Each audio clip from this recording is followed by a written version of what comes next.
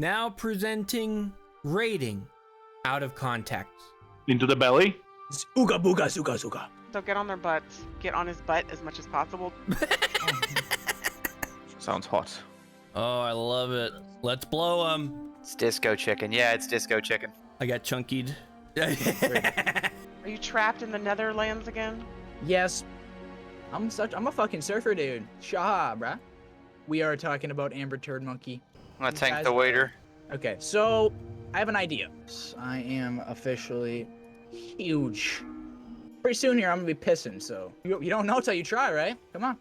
Bunch of idiots Okay. spawn on the ground and they explode and go.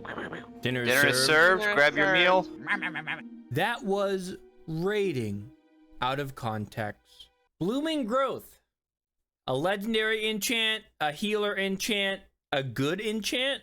Possibly. I definitely think so, as you probably could tell from the title. Today, I want to quickly go over this build. I kind of made work on Alara. To those of you who don't know, on Alara, you can't pick your abilities. You do have to kind of luck roll into them. And I was able to make what I feel is a pretty good healing build. Now, the first thing I should definitely mention is the legendary enchant we're going to be using, which is Blooming Growth. Your regrowth criticals apply its heal over time effect to up to 5 party and raid members within 8 yards. Though this is a simple enchant, it is a really effective one, as you can kind of tell from the healing numbers we're pushing out. Now, this footage is from a Karazhan heroic raid I did recently. Forgive my face in the bottom left. I can't remove that in post really well, unfortunately. In terms of the epics, we do have Pendulum. While above 50% mana, you receive 3% spell haste. While below 50% mana, you receive 3% spell critical strike chance. Ever Living. Healing an ally with any direct or periodic nature heal while your Swift Mend is ready to use reduces the cooldown of your next Swift Mend by 1 second, stacking up to 15 times. When fully stacked, your next Swift Mend does not consume rejuvenation or regrowth.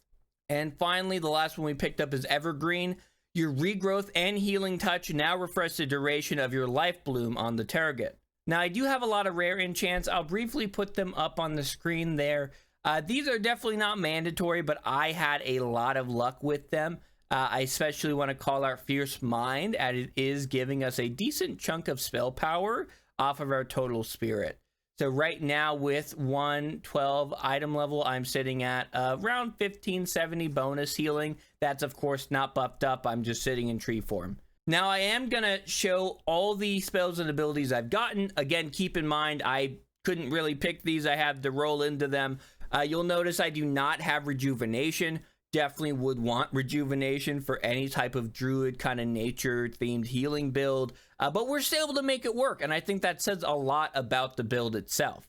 You know, we were able to pick up things like Icy Veins, which not having the ability not to be interrupted and getting additional haste by that buff is really fucking great.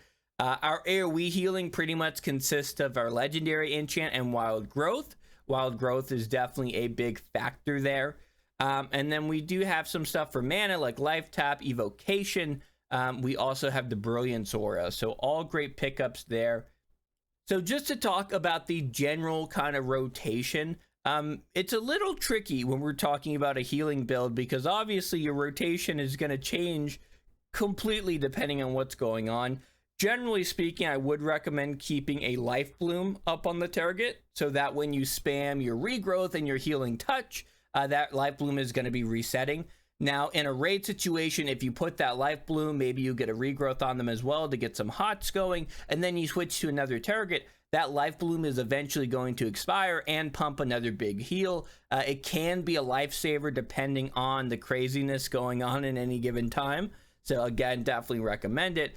Now, of course, in a raiding environment, something like Wild Growth is also going to be a big help. So I generally tried to keep some hots up on at least 5 or 6 targets, which is pretty easy considering, again, Wild Growth and the Blooming Growth, which is also applying that big AoE healing. And then on the main tank, if they're taking a lot of damage, I'll try to stack a Life Bloom. If not, I'm just spamming Regrowth. I'm spamming Healing Touch when Regrowth is not needing to be refreshed. And then, of course, with that epic enchant giving us that free Swift Mend, I am utilizing that at 15 stacks. you notice that in the middle of the screen there is a weak aura to better indicate to me when I have those 15 stacks. Now the Swift Mend, in my opinion, is just a nice little topper. I don't utilize Swift Mend that much if it's not needed, meaning if they're not taking a lot of damage, they're probably not getting that Swift Mend. I like to kind of more depend on the hot side of it. You could have your own take. Maybe the Swift Mend is your most useful ability and you disagree with me completely. That's fine. That's fine. But again, with this current build, I'm definitely focusing more on regrowth. I got a lot of crit chance, or what I feel like is a lot of crit chance for a healer, even though it could definitely be a bit higher. Now, the last thing I really want to mention, again, since this is on Alara, I didn't pick any of these abilities. If you're trying to recreate this build on Alara, I would definitely recommend a few things. Firstly, I'd recommend picking up Rejuvenation at level 1. I didn't. I thought I would have plenty of chances to roll into it, and I just never got it. So that kind of sucked. If you really want to min-max, I'd also recommend making a different character first so that you can get some lucky cards and some spell cards so you can better get some of these abilities. Wild Growth can be a tough one to get. Life Bloom can be a tough one to get. Even spells like Life Tap and Evocation are probably going to be good if you can guarantee roll them. And then, of course, the most obvious one is Tree of Life. It took me a long time to roll Tree of Life, and it is a really useful thing to have, considering it's a buff. It's just a buff. There's no downside to having Tree of Life. Not having Tree of Life is just a hindrance. And there are some really good talents that you may have noticed I already picked up that give you a lot of additional benefits to having Tree of Life. So again, my recommendation, if you don't want to risk it all on the gamble, I would recommend making a different build first, trying to get some of the skill cards needed to really make this build work, and then coming back around to it. Again, I don't think Tree of Life is needed if you're not able to find it, but it is a big fucking help. It's a massive upgrade. Then I think that's it. I would definitely just say, as a word of warning, this is definitely not meant to be a PvP build. This is my iteration is definitely more focused on PvE.